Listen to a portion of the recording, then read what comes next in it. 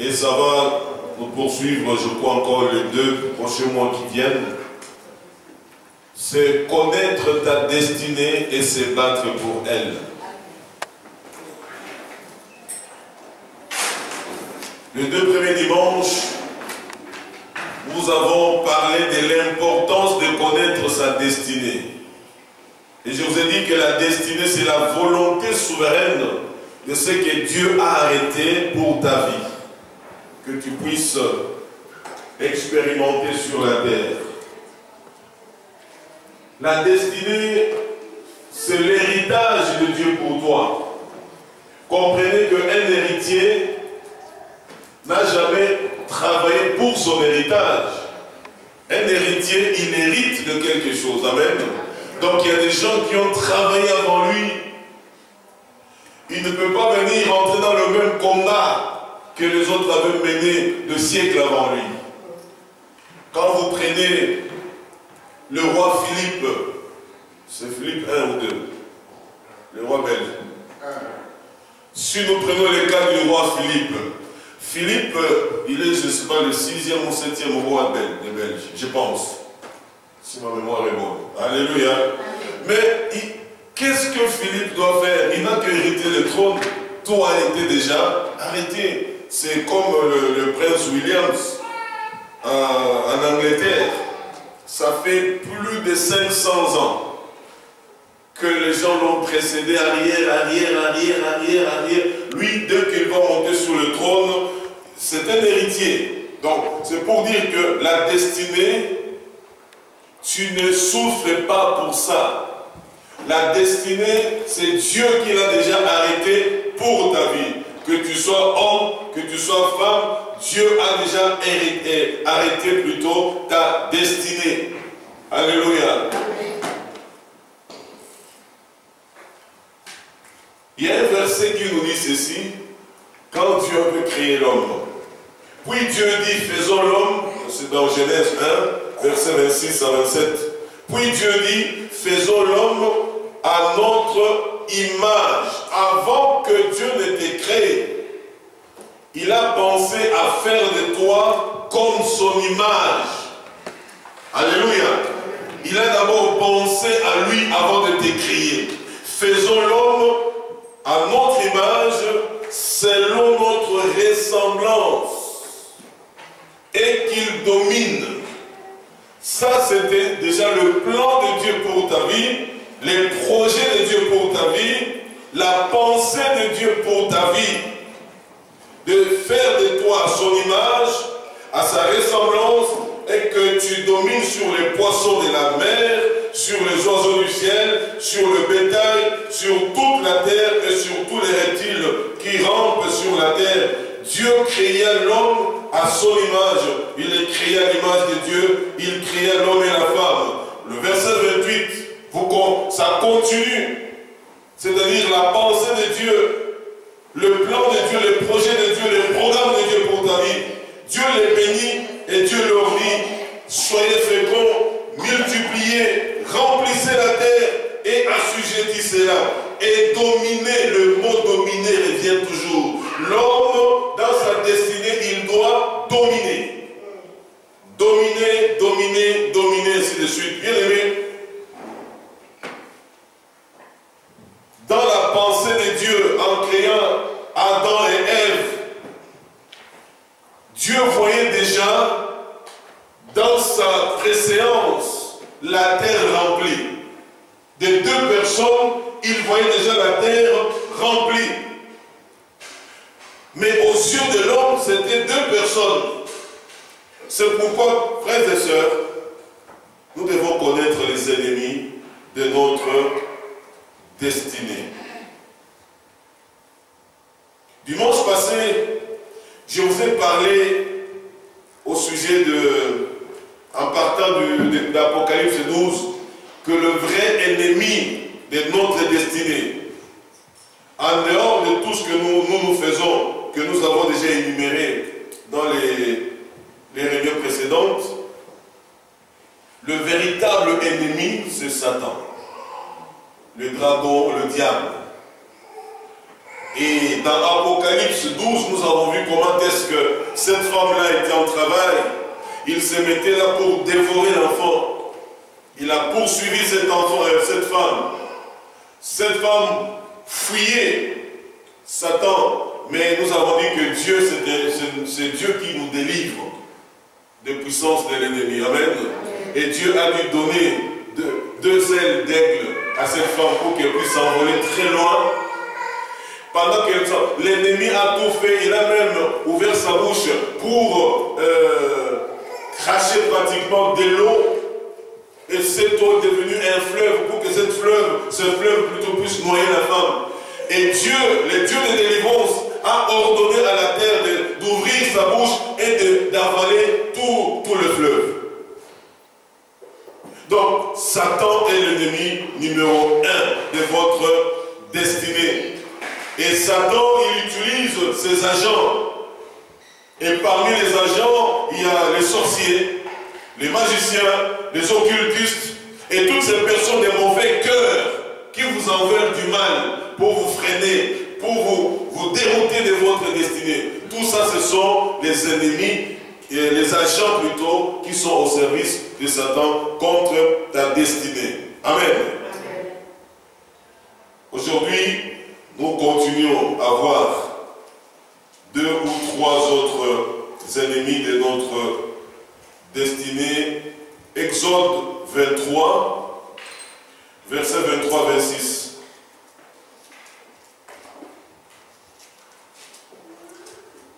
Exode chapitre 23, versets 23 à 26.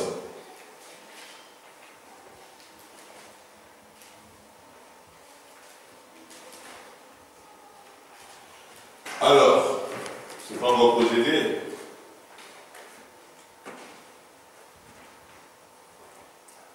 Si vous avez vos Bibles, ouvrez-les, nous allons lire ensemble la parole de Dieu.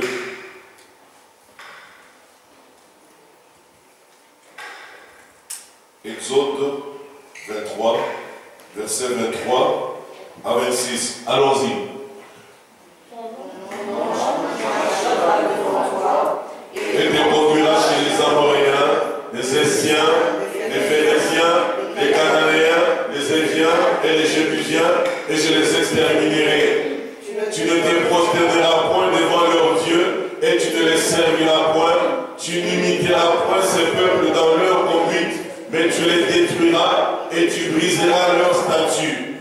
Vous servirez l'Éternel votre Dieu, et il bénira votre pain et vos eaux, et j'éloignerai la maladie du milieu de toi. Il n'y aura dans ton pays ni femme qui avante, ni femme stérile. Je remplirai le nombre de tes jours. Amen. Que Dieu vous bénisse. Aujourd'hui, nous allons voir encore un grand ennemi de notre destinée. Il s'appelle la maladie. Amen. La maladie, c'est un grand ennemi de votre destinée. Au nom de la maladie, vous pouvez rater vos études. Au nom de la maladie, vous pouvez être empêché de vous marier. Au nom de la maladie, vous ne pouvez pas continuer avec un ministère. La maladie, c'est un ennemi qui détruit, un ennemi qui bloque, un ennemi qui empêche l'épanouissement. Vous comprenez la pensée de Dieu. Au verset 25, ça c'est la pensée de Dieu pour vous par rapport à votre destinée. Vous servirez l'Éternel votre Dieu et il bénira votre pain et vos eaux. Ça c'est Dieu qui le veut, qui le désire. Et j'éloignerai la maladie du milieu de toi. J'éloignerai la maladie du milieu de toi. Donc, bien aimé, ne te réjouis pas et ne t'habitue pas à la maladie qui te ronge. Amen. Ne t'habitue pas, ne dis pas, c'est ma maladie. Non. Ça ne vient pas de Dieu. Ce n'est pas la volonté de Dieu. Je vous lis encore un passage dans 3 Jean, versets 1 à 2. 3 Jean 1 à 2, ce n'est qu'un chapitre. Donc 3 Jean 1 à 2 nous dit ceci. L'ancien Agaïus, le bien-aimé que j'aime dans la vérité. Bien-aimé, je souhaite que tu prospères à tous égards et sois en bonne santé comme prospère l'état de ton âme. Amen. Je souhaite, ça c'est un apôtre qui parle à un de ses disciples. Or l'apôtre c'était le représentant de Dieu. Amen.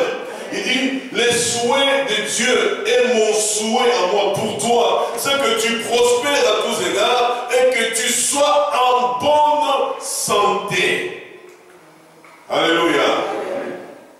Tu dois te taper sur la poitrine en disant, moi, je dois être en bonne santé. C'est ce que nous devons, bien aimer, expérimenter tous les jours de notre vie. Quand Dieu a déjà planifié que tu puisses atteindre un certain seuil de la vie, bien aimé, j'ai des exemples qui défilent dans ma tête. J'ai vu des gens promus à des grades supérieurs, des colonels en général, ou bien des majors à colonel, ainsi de suite. Mais pendant ce temps-là, il est rongé par une maladie. Une grande et grosse maladie, si je peux me permettre ainsi. Au point qu'on a soigné la personne pendant plus d'une année, ça ne marche pas. L'état-major décide autrement, qu'on amène quelqu'un d'autre à sa place, on les nomme au même grade. La maladie. J'ai étudié au collège, à Goma. On était avec un garçon, il n'était pas de ma section. Je pense qu'il faisait le maths physique, moi j'étais en commercial. Mais un garçon excessivement intelligent. On l'appelait même Kwaku. Tellement il était intelligent. Bon, les enfants d'un certain âge, quand on parle de Kwaku, ne comprennent rien. Nous les anciens comprennent. C'était une bande dessinée avec un bout d'homme là qui connaissait un peu de tout. Alors on l'appelait Kwaku. Ce garçon, on l'a vu commencer à souffrir.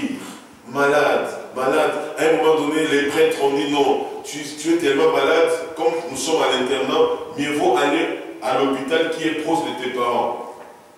Comme ça, ton année ne sera pas perdue, tellement il avait de bonnes notes. Il est parti au bout de 3 semaines, on vient nous dire qu'on est décédé. Un garçon qui est avec nous, très très intelligent. La maladie a arrêté la destinée. Alléluia. La destinée, donc la maladie, c'est un ennemi. Quand tu sens que tu as mal au dos, il ne faut pas t'habituer en disant j'ai mal au dos, on dit que c'est la maladie du siècle. Ne t'habitue pas à ça. Alléluia. Ne t'habitue pas à ça. C'est une maladie, ça ne vient pas de Dieu. Selon la Bible, la maladie est une conséquence du péché lié à la désobéissance. Ça c'est connu. Amen. Ça c'est connu. On désobéit à la parole de Dieu, c'est ce qu'il dit ici. Mon ange marchera devant toi et te conduira chez les Amoréens, les Essiens, les Phérésiens, les Cananéens, les Évésiens, les Éviens et les Jébusiens, et je les exterminerai. Tu ne te prosterneras point devant leur Dieu. Ça, c'est Dieu qui donne les ordres. Et tu ne les serviras point. Tu n'imiteras point ces peuples dans leur conduite, mais tu les détruiras et tu briseras leurs statuts. Si tu enfreins, tu désobéis à ce que Dieu a dit au verset 24, oublie le verset 25, 26 et 27. Tu oublies ça. Alléluia. Si tu sers ces dieux-là, tu imites les habitudes mauvaises de ces peuples et que tu ne détruis pas, tu ne sauras pas servir l'Éternel, au verset 25, n'est-ce pas? Il ne bénira pas ton pain et tes eaux, il n'éloignera pas de maladies du milieu de toi. C'est ce que ça signifie. Donc il y a des maladies liées seulement à la désobéissance. Vous pouvez lire cela dans Deutéronome aussi 28, à partir du verset 15. Mais si tu désobéis aux lois que je t'ai prescrites par mon serviteur Moïse, voici les malédictions qui seront ton partage. Et Dieu commence à les citer. C'est énorme, bien-aimé. Alléluia. C'est énorme, énorme, énorme.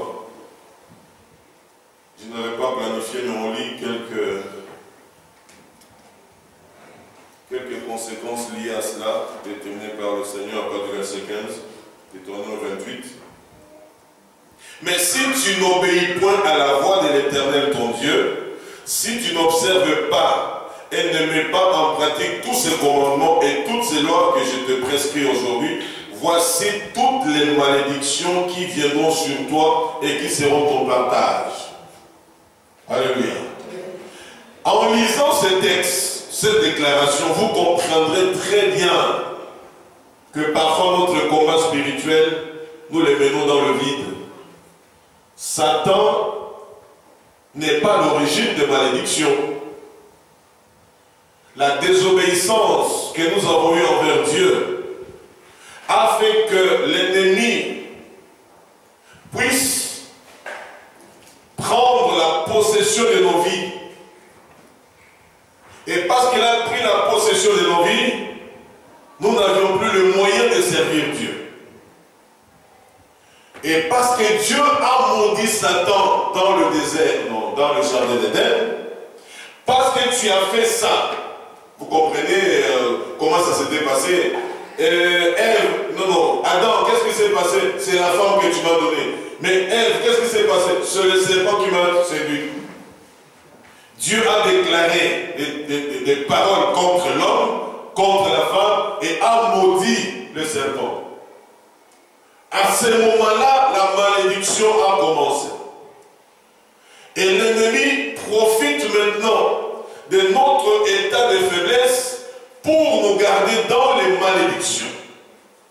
Voilà pourquoi le Seigneur dit, si vous désobéissez à tout ce que moi je vous prescris, vous qui venez à l'église, qui écoutez ma parole, vous qui suivez les prédicateurs, les serviteurs de Dieu à travers le média, à travers YouTube et j'en passe, et que vous ne mettez pas cela en pratique, bien aimé, sachez que votre présence à l'église ne chassera pas les malédictions contre votre vie. C'est lorsque vous garderez cela et que vous le mettrez en pratique, c'est alors que votre vie va s'épanouir parmi les 14 premiers versets. Alléluia. Amen. La Bible dit que tu seras maudit dans la ville et tu seras maudit dans les champs. C'est Dieu qui le dit, ce n'est pas Satan.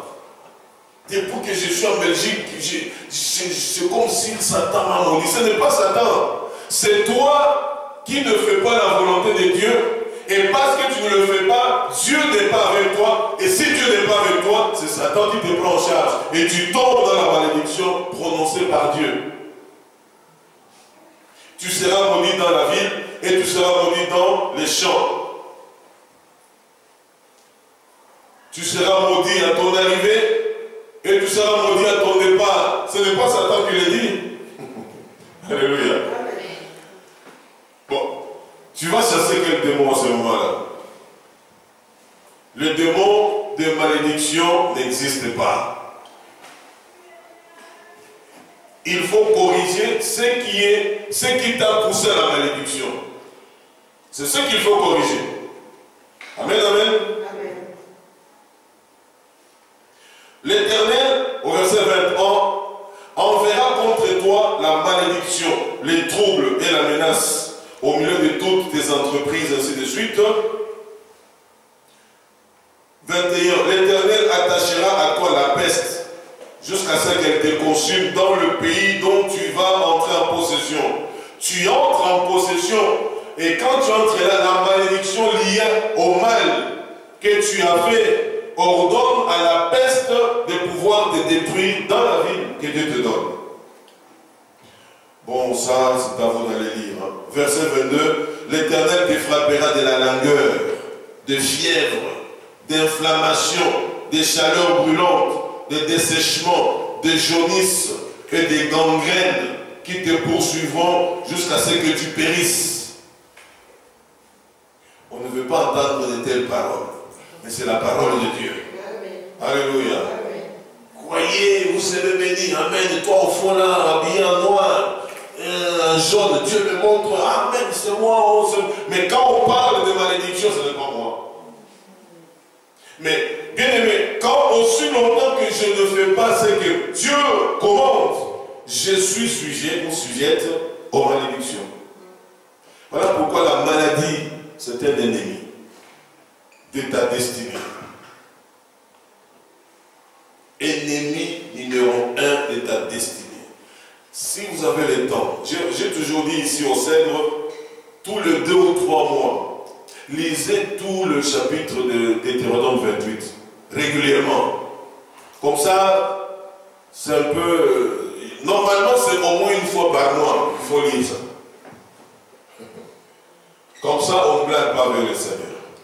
Donc, première possibilité, la maladie est liée à la désobéissance au commandement de Dieu, aux lois du Seigneur.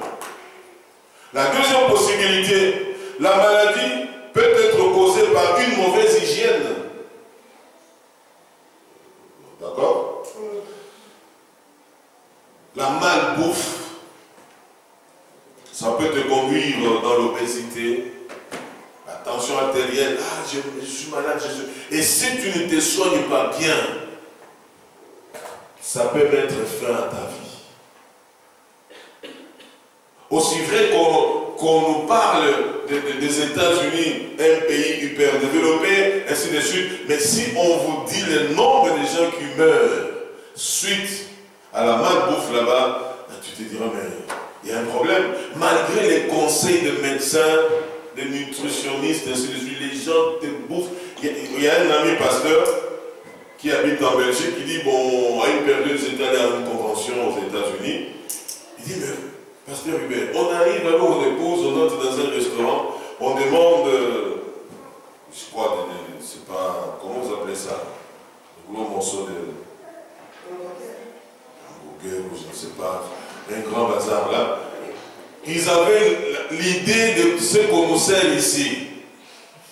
Hein? C'est comme tu vas au McDo, tu demandes, tu vois, tu as cette idée. Il dit, mais on était étonnés, mon épouse et moi, on nous amène chacun un grand morceau comme ça de viande. On demande de tout de coca, on dit presque 2 litres de coca. Il dit, mais ça nous a coupé l'appétit. Il dit, mais autour de nous, on voyait des noirs et des blancs. Regardez leur masse. Ça te prenait les 2 litres. Là, ils sont en train de marcher. Mais ça, c'est le manque d'hygiène va provoquer aussi des maladies qui peuvent aussi arrêter votre destinée. Bien aimé, ne blaguez pas avec ça. Il y a beaucoup de compatriotes Congolais et Africains en général qui meurent beaucoup ici en Belgique, en Europe, à cause des manques d'hygiène. Les gens te mangent, vous allez dans une fête, quand quelqu'un se sert, c'est une montagne. Chez lui, quand il mange, une montagne, et tous les jours comme ça. Qu'est-ce que vous voulez? Vous allez chasser quel démon? Démon d'obésité? Non. C'est toi. Tu ne sais pas contrôler ton appétit. Tu as mangé chez toi à 12 h. Tu vas rendre visite à quelqu'un à 16 h. Est-ce qu'on va te servir? Oui, on te sert. Voilà pourquoi parfois les pasteurs nous fouillons les visites. Parce que quand tous les pasteurs visitent, on veut vraiment servir à manger. Et quand tu dis non, il n'a pas mangé chez moi. Voilà pourquoi on est un peu souple de temps en temps. Quand on se déplace, on sait que chez nous, on ne va même pas manger. On mange peut-être là et ça s'arrête là. Alléluia. Contentez-vous de ça. Si vous avez invité le pasteur, il a mangé chez toi. Contentez-vous de ça. C'est bon. Alléluia. Parce que bien aimé, nous devons aussi veiller sur ce corps. Parce que ton corps est le temple du Saint-Esprit. Et c'est le Saint-Esprit qui te dira à rentrer en possession de ta destinée. La Bible déclare que si tu détruis le temple, Dieu te détruira. Il y a des gens qui détruisent leur corps. Ce n'est pas le temps de décrire toutes ces maladies liées à une mauvaise hygiène là.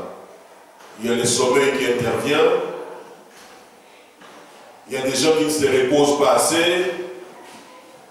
Il y a ceux qui ne pratiquent pas le sport. J'ai pratiqué à un moment donné, j'ai arrêté, j'ai repris, j'ai arrêté. Moi qui vous parle. C'est déjà quelque chose de pas bien. Alléluia. Et pourtant, je suis un ancien sportif. Et c'est pas bien. Et la plupart des anciens sportifs, quand ils ne pratiquent plus, ils prennent du poids. Et beaucoup de poids, malheureusement. Alléluia. Que Dieu nous aide à ne pas tomber dans ces pièges-là. Retenez que ça peut freiner notre élan vers la destinée. C'est un ennemi. Prenons ça au sérieux. Chères sœurs, nos mamans, faites attention à vos poids aussi. Hein? Dites Amen. Amen. Il y a des mamans, une seule maternité, elle a pris 40 kilos. Elle ne sait même plus perdre ça. Deuxième enfant vient, oh là là, c'est parti. Comme il y a d'autres mamans qui ont 3, 4 enfants, ont gardé leur taille. Alléluia. Amen. Vous les jeunes aussi à l'école, hamburger, coca, à la maison, hamburger, coca. Tout ce que maman prépare, le pondou, le mitékou, les macaires. Non. Moi j'aime les fricadelles. Non, c'est la malbouffe de temps en temps. Frites de temps en temps. Revenez à la nourriture de chez nous là. Vous nous voyez là. Oui. Amen. Voilà, bien aimé, la maladie peut, tout arrêter. Troisième possibilité, la maladie peut aussi provenir du monde des ténèbres. Donc, premièrement, la maladie est liée à la désobéissance à la parole de Dieu. Deuxièmement, peut être causée par une mauvaise hygiène. Troisièmement, peut provenir aussi du monde des ténèbres. Le cas de Job, nous connaissons. Job a été frappé dans son corps par le méchant, le diable. Il a frappé son corps. Nous connaissons cette femme qui a souffert pendant 12 ans de la perte de sang. C'était l'ennemi, le diable. Il en est ainsi pour cette femme aussi que Jésus-Christ avait été livré dans la synagogue. Elle était courbée pendant 18 ans. Ça n'est un même aussi pour cet homme qui a souffert pendant 38 ans autour de la piscine de Bethesda. Et vous voyez que dans tous ces cas-là, Dieu est intervenu pour guérir. Cela signifie que ça ne provenait pas de Dieu. Dieu ne peut pas te frapper des maladies comme ça inutilement, non. Ça, c'est l'ennemi qui détruisait Job. La Bible déclare que Job avait tout perdu. Enfants, richesse, gloire, au même jour, maison et tout ça. Et puis on l'a frappé de l'ulcère sur tout son corps. La Bible nous dit qu'il s'est gratté avec une pierre, parce qu'avec ses ongles, ça ne passait même plus. Et quand il s'est gratté, il y avait du sang un peu partout, au point que même sa femme dit, toi tu es encore un homme, maudit seulement Dieu est mort. Comme ça on n'en parle plus, moi je peux aller chercher notre homme ailleurs. Parce que là au moins c'est officiel, tu es mort. Amen. Mais Dieu l'a guéri de nous. Cette femme, la Bible nous dit qu'elle avait des moyens. Elle a perdu beaucoup d'argent auprès de beaucoup de médecins, de guérisseurs. c'est-à-dire qu'elle n'avait plus, elle a vendu même ses maisons si elle en avait beaucoup, ses bijoux, mais elle ne guérissait pas pendant 12 ans. Elle devait être très pâle. Quand tu perds autant de sang, après autant d'années, elle devait être pâle. Mais Jésus, cette femme par sa foi, a été délivrée pour s'être approchée et avoir touché le Fils de Dieu à travers de son vêtement. Cette femme qui était courbée pendant 18 ans dans la synagogue, Jésus entre, c'était comme un dimanche, bon, vendredi, samedi chez eux là-bas, il entre dans il voit une femme courbée. C'est-à-dire que les collèges des anciens avaient déjà beaucoup prié. Ils ont dit, bon, que la volonté de Dieu seulement s'efface. Voilà. Nous, les hommes, nous sommes limités à un moment donné. Ce n'est pas de notre mauvaise foi. Parfois, nous prions de tout notre cœur, mais ça ne passe pas. Et on laisse au Seigneur. Et pendant autant d'années, les gens étaient déjà habitués à une femme qui venait courber à l'église. Et Jésus, ce jour-là, quand il a vu la femme, lui, il n'avait pas vu l'infirmité. Il avait vu celui qui s'est caché derrière l'infirmité. Il a dit, femme, sois sauvée et sois guérie. Et la Bible dit qu'au même moment, elle se redressa. Et les gens disent, mais pourquoi il est venu aujourd'hui? Il devait venir les autres jours. Il est interdit de guérir les gens le jour du sabbat. Il dit, mais cette femme qui est fille d'Abraham, pourquoi l'ennemi pouvait-il la garder dans l'infirmité pendant 18 ans, alors que moi, le Fils de Dieu, je suis là? Alléluia. Bien aimé, ça peut provenir aussi du monde de ténèbres. L'autre, il a 38 ans. On l'a mené, lorsque l'ange descendait, bougeait un peu l'eau de piscine. Celui qui sautait le premier était guéri. Tu es malade, on te transporte. Quand est-ce que tu sauteras le premier? C'est compliqué. Ne peut sauter le premier que celui qui a une maladie qui ne l'empêche pas de se mouvoir. On peut être malade, on fait aussi des mouvements. Et lui, on est transporté. Jésus le trouve là. Que veux-tu que je fasse pour toi? Seigneur, tu sais, à chaque fois qu'on m'amène ici et qu'on bouge l'eau, même ceux qui m'amènent, eux, ils sautent toujours le premier. Il n'y a pas, que veux-tu que je fasse? Tu sais, Seigneur, ça c'est ça les chrétiens. Ils veulent l'historique devant le Seigneur. Dieu n'a pas besoin de ton historique parce qu'il connaît ça, il maîtrise. Qu'est-ce que tu veux à ce moment-là? Cet homme, enfin les deux femmes, Job et cet homme, l'ennemi les avait frappés de maladies pour les empêcher d'entrer et de régner dans leur destinée. Mais Dieu les a guéris de nouveau pour les remettre sur le bon rail. Qu'il les fasse aujourd'hui pour quelqu'un.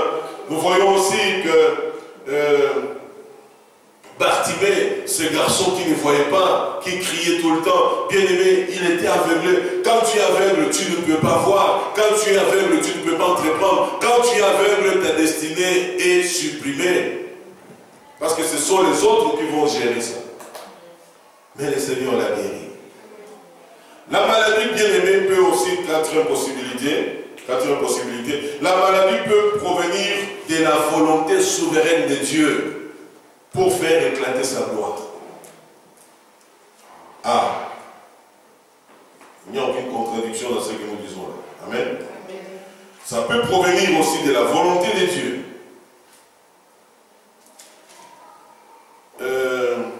Jean 9. Jean chapitre 9, versets 1 à 5. Jean chapitre 9, versets 1 à 5. Donc la maladie peut provenir de la volonté souveraine de Dieu pour faire éclater sa gloire.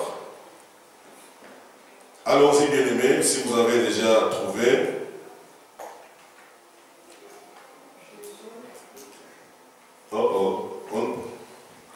Ok, c'est projeté. Lisons. Jésus vit en passant un homme aveugle de naissance. Ses disciples lui firent cette question. Rabbi, qui a péché, cet homme ou ses parents, pour qu'il soit né aveugle? Jésus répondit, ce n'est pas que lui ou ses parents aient péché, mais c'est afin que les œuvres de Dieu soient manifestées en lui. Il faut que j'efface, tandis qu'il est jour, les œuvres de celui qui m'a envoyé. La nuit vient où personne ne peut travailler. 5 autres. Pendant que je suis dans le monde, je suis la lumière du monde. Il ne faut pas couper notre élan quand nous lisons la parole. Alléluia. Vous voyez le problème ici. Ce garçon est né aveugle. Il est sorti du sein de sa maman aveugle. Bon, pour les disciples, eux, ils sont dans la première configuration que celui qui désobéit est frappé de maladie. Voilà pourquoi ils posèrent la question à Christ. Christ, Seigneur, Maître, mais cet homme, sa maladie, c'est parce que ses parents, son père ou sa mère, ont péché. Parce que c'est ce qu'eux, ils avaient en tête. Maladie, non, péché et désobéissance égale maladie. Désobéissance égale malédiction. Donc, ce garçon, pour eux, il était dans la malédiction. Mais le Seigneur, Fils de Dieu, rempli du Saint-Esprit, revêtu de gloire, il dit non, ce n'est pas que ce sont ses parents qui ont péché, ni son père, ni sa mère, mais c'est pour que Dieu se glorifie dans sa vie. Alors, il faut avoir un bon discernement si ce que je vis est dans la volonté de Dieu. Amen. La Bible nous dit que Paul, l'apôtre, par 3 fois, il a prié Dieu pour que Dieu le délivre de son infirmité. Le Seigneur lui a dit, ma grâce te suffit. D'une part, Dieu lui donne la gloire, la grandeur des choses mystérieuses du royaume. Il dit, ce gars, si je le laisse tout, même en bonne santé, je vais le perdre. Allez, une petite infirmité dans la chair. Ce n'est pas très bien décrit en fait. Les autres disent que c'était une bosse. Les autres disent que c'était une sorte de plaie incurable dans sa chair, ainsi de suite. Mais par Paul, les gens, les morts ressuscités, les paralytiques marchaient, les aveugles recouvraient la vue. Mais lui-même, il s'imposait le même, ça ne passait pas. Il a supplié Dieu par 3 fois, rien n'est passé. C'était pour que Dieu se glorifie toujours, même dans l'homme malade. Alléluia. Donc nous voyons ici, bien aimé, la 4e faisabilité, c'est que la maladie peut provenir de la volonté souveraine de Dieu. Et lorsque nous lisons dans l'Ancien Testament, nous voyons que la plupart des femmes, des patriarches, la Bible dit que Dieu leur avait rendu stériles à dessein pour les délivrer plus tard. La plupart, c'était cela. Pourquoi les jeux concernant dans la présence de Dieu, si nous aurons l'occasion de lui poser des questions, ça sera à ce moment-là. Mais est-ce qu'au ciel, on aura l'intelligence qu'on a sur terre? Je ne pense pas. Alléluia. Ça sera l'éternité avec un esprit renouvelé, un corps glorieux. On n'aura même plus le temps de dire, Seigneur, mais pourquoi tu n'avais pas fait ceci? Mais s'il nous l'autorise, vous vous imaginez les nombres que nous serons au ciel, tout le monde commence à poser des questions au Seigneur. Bon, il est Dieu. Il est Dieu, il sait comment il va se débrouiller. Alléluia. Ce n'est pas que lui ou ses parents aient péché, mais c'est afin que les œuvres de Dieu soient manifestées en lui. Bien-aimé, si tu réalises que tu vis bien avec ton Dieu, tu le crains, tu l'obéis, tu le sers, mais il y a quelque chose qui s'attache à ta peau, une maladie quelconque qui ne veut pas partir, bien-aimé, continue à louer le Seigneur. Rends grâce à Dieu. Loue-le. Il y a des maladies qui disparaissent sans qu'on t'ait imposé même les mains. Fini sa part. Que Dieu soit loué. Alléluia. Donc, la suite normale de l'ennemi de notre destinée, en dehors de la maladie, aujourd'hui nous allons voir ce qu'on appelle la mort subite. la mort subite.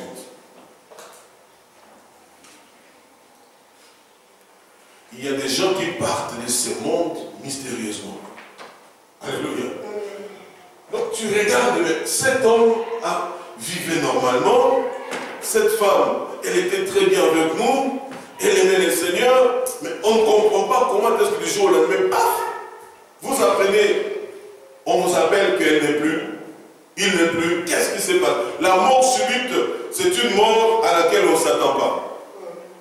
Et ça frappe à fleur d'âge, généralement. Retenez que quand tu meurs, la destinée s'arrête. Ça s'arrête là. Si tu avais, je ne sais pas, de biens de ce monde, tu les oublies. C'est pour ceux qui sont restés. Ce n'est pas toi. Ok? Donc, la mort subite, qui peut être provoquée par un accident, par un empoisonnement, malheureusement par un divorce sauvage. Vous connaissez le nombre de gens qui sont morts à cause de divorce. Souci, souci, souci, souci.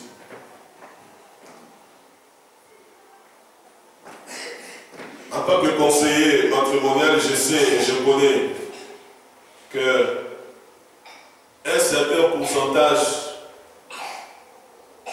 des hommes se sont tués après un divorce sauvage. Quand je parle de sauvage, vous comprenez un peu. C'est-à-dire qu'un divorce qui a fait trop de mal. Il est dans sa voiture, dans un tronçon à 70, lui il est à 120, à 180, 200. Il voit un camion qui vient, il lance sa voiture dans les camions finis, terminé. Et quand on va vérifier à la maison, il a laissé. Ces gens-là, eux, ils laissent au moins. À cause de Madeleine, qui m'avait quitté avec quelqu'un d'autre, je ne pouvais plus supporter.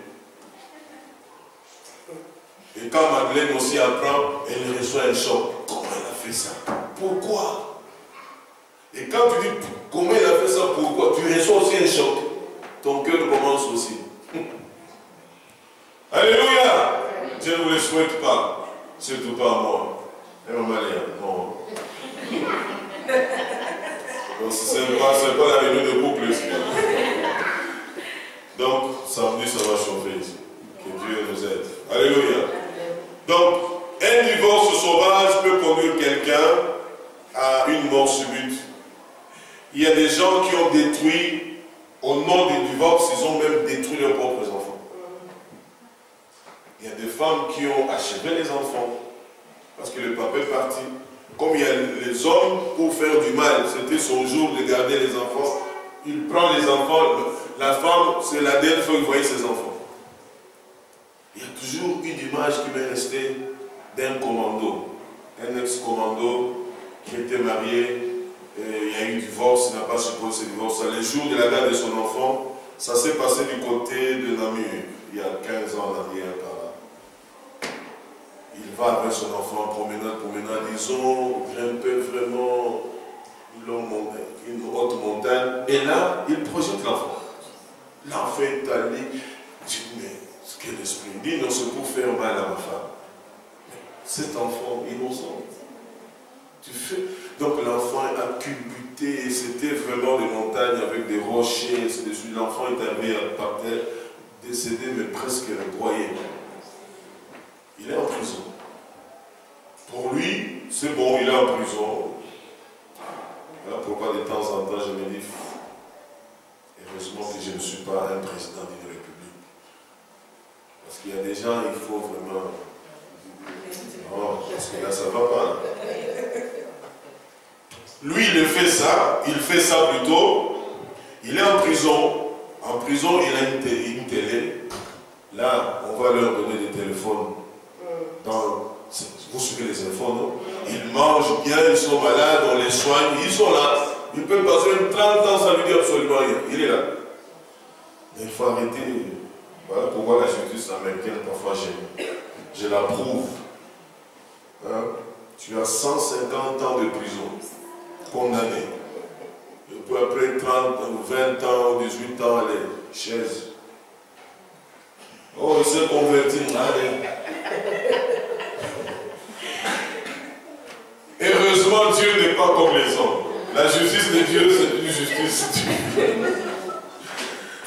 Alléluia. Donc la perte d'un bon boulot ou d'un poste clé, ça peut te pousser dans des soucis. Ça peut provoquer une mort subite dans ta vie. Retenez que tu dois te protéger contre la mort. Protège-toi, c'est tout. Que la mort soit un accident que toi tu n'as pas planifié. Ok? Lorsque la société, la compagnie Sabena avait fait faillite, j'ai toujours l'image. J'ai vu les hôtesses de l'air pleurer comme des gamines. Elles s'embrassaient en pleurant. Le personnel volant, le personnel au sol, les gens pleuraient. Toute une compagnie a fait faillite. Un commandant de bord, marié, 2 enfants. Un commandant de bord qui avait, je crois, 38 ans, n'ayant pas supporté, il est allé se suicider. Je dis, mais comment pas d'arriver à ça? Tu es pilote, marié, 2 enfants, tu as la licence internationale, tu peux aller postuler au Qatar, tu peux aller postuler dans un autre pays. Et ça c'est ce qu'on appelle les morts subites. Alors bien aimé, retenez que lorsque ça arrive, tu oublies ta destinée. La mort subite est un ennemi. Et aussi ce qu'on peut appeler la mort subite peut provenir aussi d'un complot du monde de méchants. Un complot du monde de méchants. Ok? Pendant que tu es là, il y a des gens qui complotent contre toi. D'abord le monde des ténèbres. Malheureusement, par rapport à ton influence dans ce monde, il y a aussi des gens mal intentionnés qui t'en veulent. Voilà pourquoi vous voyez que la plupart des gens élevés en dignité, ils ont une garde rapprochée, la sécurité qu'on appelle. Les stars de football qui ont des millions, ils ont toujours la protection. Parce qu'il y a des gens qui les envient. Il y a ceux qui les envient pour qu'ils puissent aussi leur donner quelque chose. Mais il y a ceux qui les envient parce qu'ils ne le veulent pas voir vivre, qu'ils meurent. Alors il faut se protéger. Mais vous et moi, notre protection provient d'en haut. Alléluia. Ephésiens 6, versets 1 à 3. Qu'est-ce qui peut conduire quelqu'un à une mort subite? Ephésiens 6, 1 à 3. Enfants, obéissez à vos parents selon le Seigneur, car cela est juste.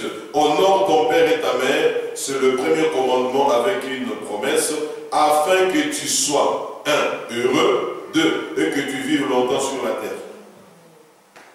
Il y a des gens qui meurent jeunes parce qu'ils désobéissent à leurs parents. Quand je parle de la désobéissance, c'est vraiment la désobéissance caractérielle. Parfois même devant les gens qui ne sont même pas de la famille, tu désobéis à ton père, à ta mère. Oh! Et cela est valable aussi devant les autorités. J'ouvre une parenthèse par rapport à ce qui se passe en RDC au Congo. Je me dis, lorsqu'on doit injurier des gens publiquement comme ça, comment Dieu peut-il bénir un peuple qui déshonore Dieu? Parce que Dieu nous dit d'obéir aux autorités. Dieu ne m'a pas autorisé à injurier. Alléluia. Mais si vous regardez sur 100 vidéos postées, 90, ce sont les injures. Ceux qui injurient les anciens gouvernants, ceux qui injurient ceux qui sont au pouvoir, ceux qui injurient ceux qui sont à l'opposition, l'opposition injurie ceux qui viennent entrer au pouvoir, et les fanatiques disent n'importe quoi. Maintenant, prenons tout ça. Et ça va très loin, même entre guillemets des chrétiens, des serviteurs de Dieu. C'est le supposte, l'autre réplique, ainsi de suite. J'ai dit, et dans tout ça, on prie pour que Dieu bénisse un pays. C'est tout un problème. Alléluia. Vous et moi n'entrons pas dans ces choses-là. Pourquoi? Parce que ça conduit à la mort subite. Je ne peux pas vous dire le nombre de gens qui partent là au pays, qui tombent comme des mouches. Ah, vraiment des sorciers. Il n'y a pas de sorciers. Dans un premier temps, ça peut être aussi lié à l'autorité. Quand tu n'obéis, tu injuries l'autorité. C'est tout, c'est grave. C'est grave. Nous autres là, quand papa t'appelait, Hubert, tu dis oui, oh, oui. Moi je suis ton ami pour que tu dises oui. Hubert, papa.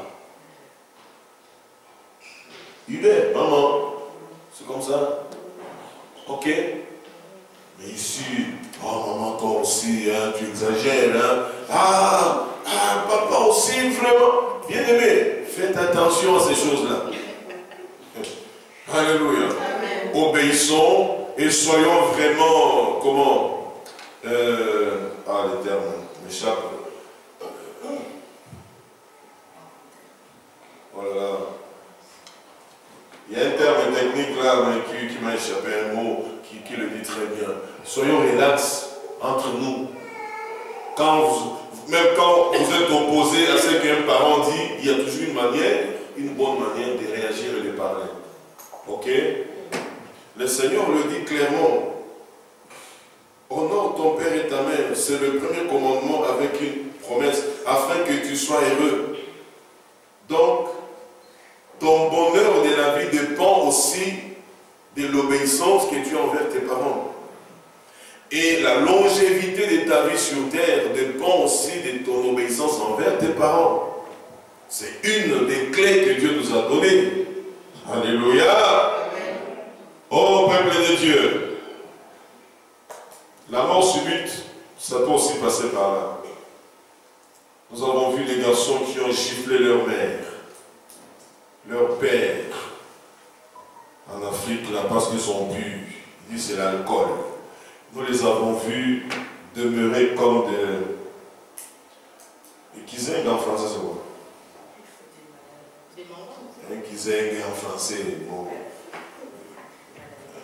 Comme, pas un fou, mais quelqu'un qui a perdu le nord. Donc il vit... Alléluia.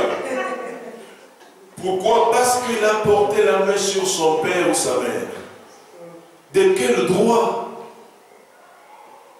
De quel droit? Et même si tes parents tentent le procès, les juges seront très sévères contre toi. Que ce soit ici, en Europe, que ce soit en Afrique. Heureusement, les parents ne tentent pas les procès contre leurs enfants.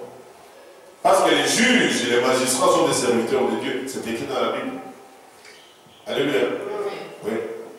Ils vont te poser la question, messieurs, vous étiez dans quel état pour porter la main sur votre mère ou votre père?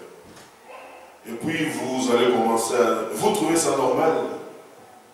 Avez-vous pensé un jour votre propre fils vous gifler? Comment allez-vous réagir? Ils vont t'amener jusqu'à bout pour que tu comprennes le mal que tu as fait à l'homme. Pour ça, monsieur, tu as 5 ans de prison. Comme ça, tu vas bien réfléchir. Et la maman commence à pleurer. Oh, laissez mon enfant. Alors, ne tente pas de procès. Hein? Le Seigneur va te juger. Et te justifier plutôt. Jérémie 18. Là, je suis en train de vous parler de complot du monde des ténèbres ou des hommes et des femmes mal intentionnés. Jérémie 18. Jérémie 18, 18. Et nous allons lire aussi le verset 23. Toujours de Jérémie 18. Mort subite. Jérémie 18, verset 18. Et ils ont dit, venez, complotons contre Jérémie. Ah, disons, non, c'est là. Allons-y. Et ils ont dit, venez, complotons contre Jérémie, car la loi ne périra pas, faute de sacrificateurs.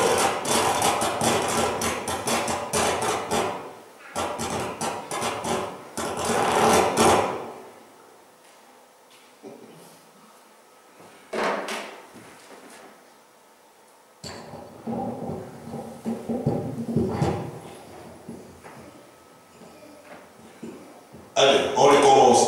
Et ils ont dit, venez, complotons contre Jérémie, car la loi ne périra pas faute de sacrificateurs, ni le conseil faute de sages, ni la parole faute de prophètes. Venez, tuons-le avec la langue. Ne prenons pas garde à tous ces discours. Verset 23. Verset 23, rapidement. Et toi, Éternel, tu connais tout leur complot pour me faire mourir. Ne pardonne pas leurs iniquités, ne fasse pas leurs péchés de devant toi, qu'ils soient renversés en ta présence, agis contre eux au temps de ta colère. Amen. Tu connais, Éternel, tous les complots qu'ils ont pour me faire mourir. Il y a des complots. Il y a des complots contre toi. Dans le monde des ténèbres, il y a aussi des méchants. Là où tu travailles, il y a des méchants aussi, qui ne veulent pas de toi. Mais il y a des gens qui sont, même s'ils sont des païens, ils sont normaux, des personnes normales. Mais il y a d'autres qui ont des arrières bizarres. Ok? Mais Dieu nous protège. Si le complot n'est pas découvert tôt, ça peut t'amener à une mort subite. Malheureusement. Venez, complotons contre Jérémie. Venez, tuons-le avec la... Ils étaient à plusieurs. Actes des apôtres, là nous allons voir le complot contre Paul. Actes des apôtres, d'abord chapitre 9, versets 21-25. Aujourd'hui on va terminer là, parce qu'il y a encore beaucoup à dire. On continuera la semaine prochaine si Dieu nous fait grâce. Alléluia. Amen. Acte 9, versets 21 à 25.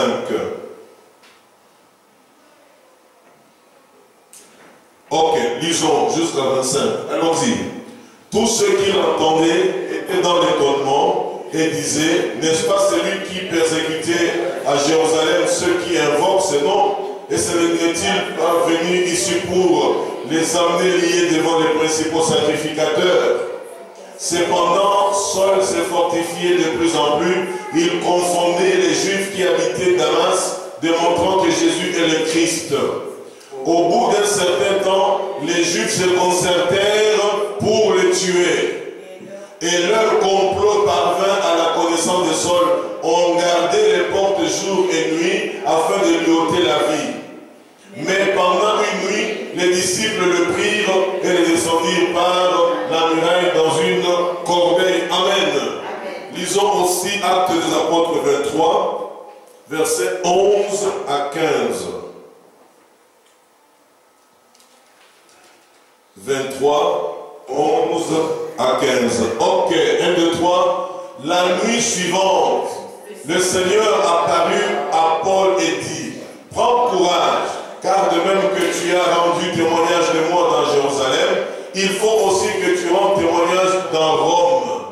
Quand le jour fut venu, les Juifs formèrent un complot et firent des imprécations contre eux-mêmes en disant qu'ils s'abstiendraient de manger et de boire jusqu'à ce qu'ils eussent tué Paul. Ceux qui formèrent ce complot étaient plus de 40. Plus de 40, toute une équipe. Allons-y. Et ils allèrent trouver les principaux sacrificateurs et les anciens auxquels dire, nous sommes engagés avec des imprécations contre nous-mêmes à ne rien manger jusqu'à ce que nous ayons tué Paul. Vous donc maintenant adressez-vous avec le Sanhédrin au tribun pour qu'il amène devant vous, comme si vous vouliez examiner sa cause plus exactement. Et nous, avant qu'il approche, nous sommes prêts à le tuer. On s'arrête là.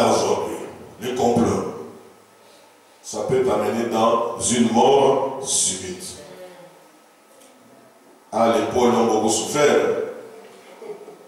Quand on porte le nom du Paul, il faut beaucoup prier. Parce qu'il y a trop de complots autour de tout.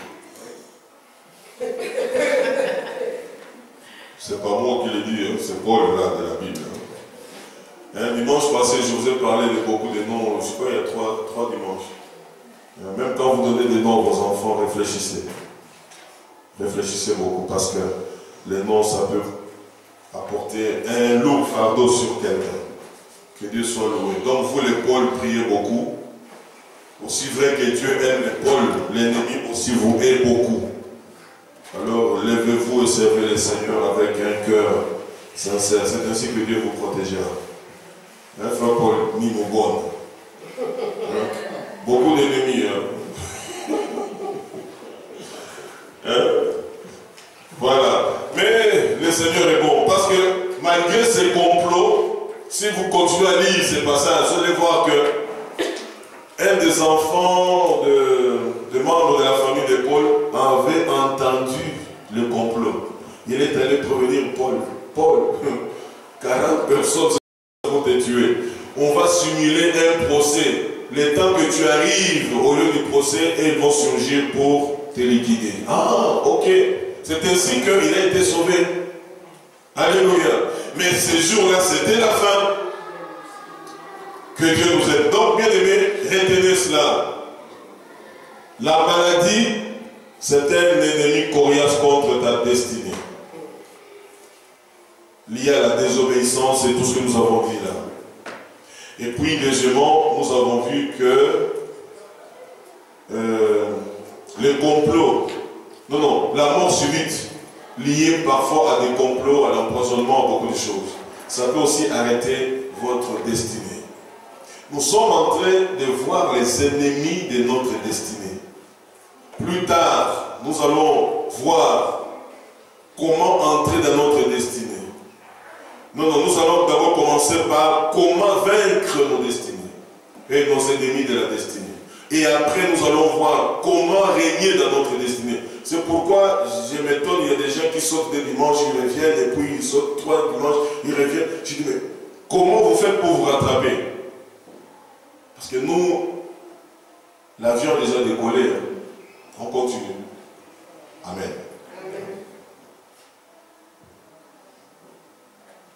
Dieu t'a créé pour une destinée glorieuse.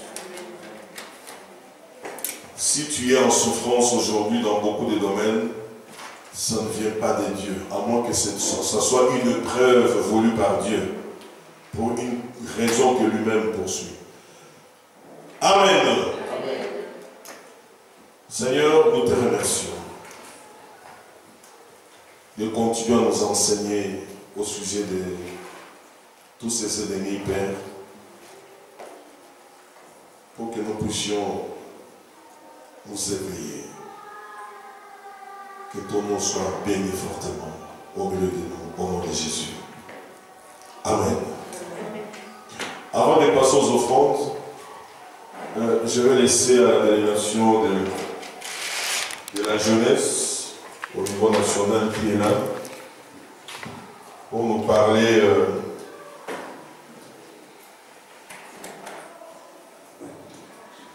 Amen. Alors, si elles sont là et elles s'avancent, je vais leur laisser la place. Pendant 5 minutes, elles peuvent nous parler. Est-ce que nous pouvons les encourager par la compassion? Sois béni. Vous les connaissez, non? Oui. Allez. Bonjour à tous. Merci de nous avoir invités aujourd'hui. Voilà, je m'appelle Ange et je présente Laure. Nous faisons partie de la jeunesse, mais plus précisément de la team organisation pour les camps de vacances l'été. Donc voilà, c'est tout un ministère, les camps. Et nous avons commencé ça, sachant que nous étions tous des campeurs. Là, il y a le PowerPoint qui va passer.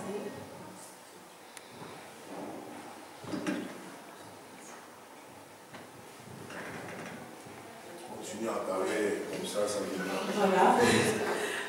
Tout a commencé, on était tous des campeurs. En tout cas, la plupart de moniteurs qui sont avec nous sont tous campeurs. On a commencé moniteur et après un petit moment, Samuel a eu le désir de nous laisser ces ministères des camps. Donc on a presque tous commencé en 2015. C'était notre tout premier camp organisé ensemble, mais avec l'aide de Samuel. Et Dieu fait grâce. Il faut préciser, président Samuel. Oui, le président Samuel. Oui, c'est clair. Le pasteur Samuel. Voilà. Donc pourquoi avoir ce désir de continuer ce travail? C'est la vidéo. Voilà, c'est la vidéo. Pourquoi le désir de continuer ce travail? Tout simplement parce que, comme j'ai dit, on a tous été campeurs là-bas, on a vu ce qu'on a vécu, on sait qu'on a appris, on ne voulait pas que ça s'arrête juste à nous. On veut aussi que nos petits frères, nos petites sœurs apprennent ce que nous avons appris, grandissent avec Dieu comme nous on a grandi au travers de ces camps. Donc, comme Ange le disait, le but de ce ministère, c'est vraiment de créer un espace où les jeunes et les enfants pourront en apprendre plus sur Dieu, pourront se réjouir dans un cadre privilégié et où vraiment on va pouvoir aller en profondeur avec eux dans la Bible. Donc, comme Ange le disait, en 2015, nous avons un petit peu pris la suite du pasteur Samuel après 36 années. Donc voilà. Comme vous le savez, nous avons des jeunes qui viennent d'un petit peu partout en Belgique, qui viennent de cultures différentes, avec des langues différentes.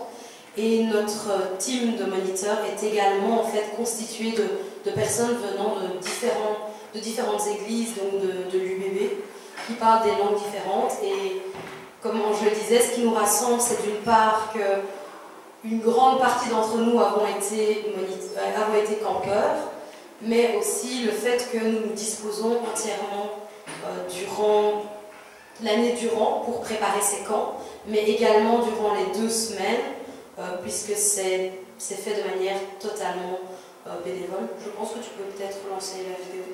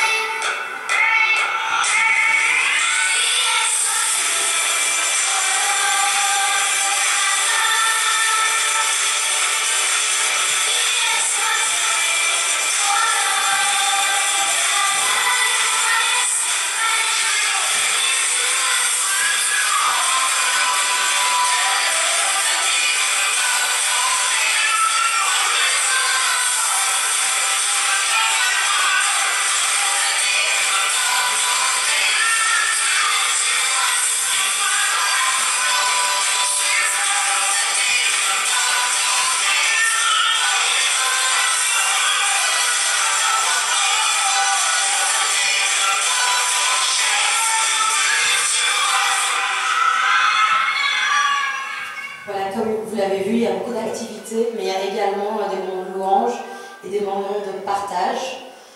Si nous venons, bien évidemment, c'est pour faire la promotion de ces camps qui sont déjà bien remplis. Donc, si vous avez l'intention d'inscrire vos enfants, ne traînez pas parce que les places partent assez vite. Comme vous le savez, l'année passée, on a dû quitter le bâtiment que nous occupions, justement parce qu'on n'avait pas assez de place. Donc maintenant, on est en camping. Ça a été difficile au début, mais c'est une très bonne expérience. Nous sommes également là parce que nous dépendons de vous, tant au niveau spirituel, les jeunes, les moniteurs, les enfants, on a besoin d'un soutien au niveau spirituel, mais également on a besoin d'un soutien financier. Comme vous le savez, nos prix s'élèvent à 130 € par enfant. C'est quelque chose qui est dégressif. Et c'est vrai qu'on a un petit peu soumis en fait aux dons que les églises nous font. À titre d'exemple, si vous nous faites don de 30 €, c'est le prix d'une journée en parc. 130 €, ça équivaut à l'ensemble du séjour pour un enfant. À ce sujet-là, nous vendons également des bracelets qui reviennent au prix de 4 € et qui financent tout ça. Je ne sais pas si c'est quelque chose que tu veux ajouter pour les moniteurs. Voilà, pour les moniteurs, nous avons aussi besoin de prière pour la team Mono parce que c'est pas facile. Ce travail, c'est tout poids, c'est tout un ministère et ce n'est pas facile, sachant que la plupart des moniteurs sont des étudiants aussi, et ou ceux qui viennent de finir les études et comment rentrent dans la vie professionnelle, et ce n'est pas facile, donc pour les monos on a aussi besoin de prières et tout ça. Et là maintenant on cherche des moniteurs, donc si tu te sens appelé à ce ministère, tu te sens apte à travailler avec les enfants et que tu es appelé à faire ça, donc, nous sommes là, tu peux venir nous parler après le culte. Donc on cherche vraiment des moniteurs pour cette année parce qu'on est vraiment, par rapport au nombre des enfants, les moniteurs sont assez limités. Donc voilà.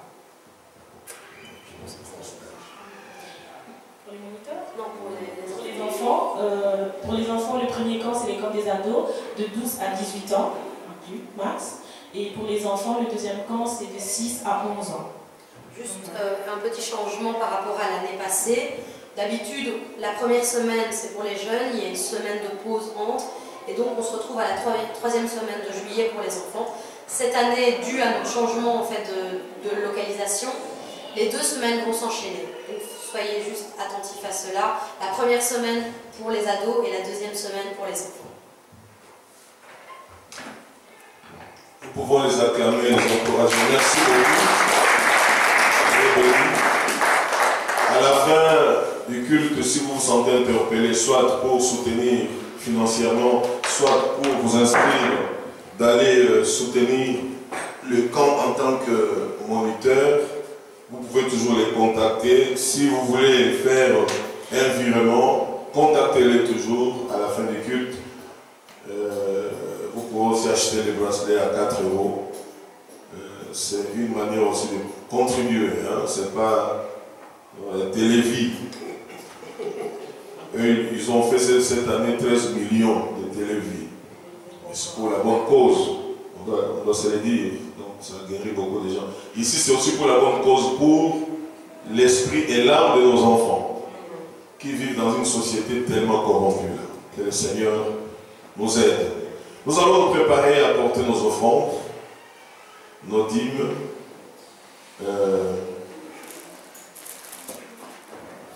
Les actions de grâce. Si vous avez besoin d'une enveloppe,